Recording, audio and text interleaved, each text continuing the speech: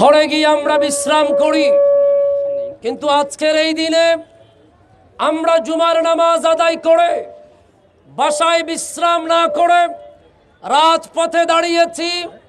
এই বিশ্বের 200 কোটি মুসলমানের কলিজার টুকরা রহমতে দু আলম নবী নূরে মুহাম্মদ সাল্লাল্লাহু আলাইহি ওয়াসাল্লামের শান ও মানকে রক্ষা করার জন্য। কথা বলেন ঠিক কিনা?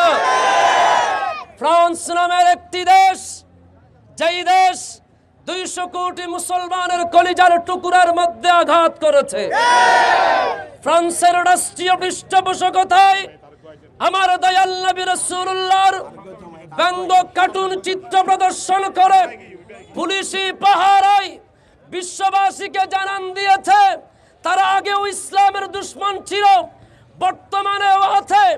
এই এলাকার যুবক বন্ধুদেরকে জানিয়ে দিতে চাই, আমরা সালাউদ্দিন আইয়ুবীর গর্বিত সন্তান, আমরা ফারুক আজমের রূহানি সন্তান, আমরা মাওলা আলী মুশকিল কুশার রূহানি সন্তান। পৃথিবীর যেই কোনায় রাসূল পাকের বিরুদ্ধে আঙ্গুল তুললে ওই আঙ্গুল ভেঙে ফেলা হবে।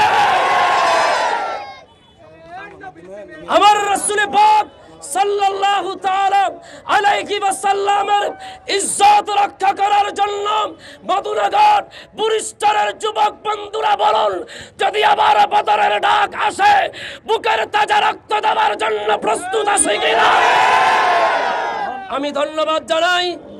এই আয়োজন মূলত আমি গুনাহগারের মহব্বতে আজকে আয়োজনের মধ্যে এতগুলো যুবক বন্ধুরা এসেছেন, মুরব্বী বাবারা এসেছেন, প্রশাসনের ভাইয়েরা সহযোগিতা করছেন, সাংবাদিক ভাইয়েরা আপনারা লিখুন।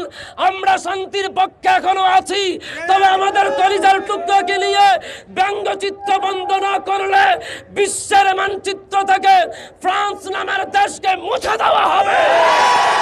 আসসালামু আলাইকুম ওয়া রাহমাতুল্লাহি ওয়া বারাকাতুহু।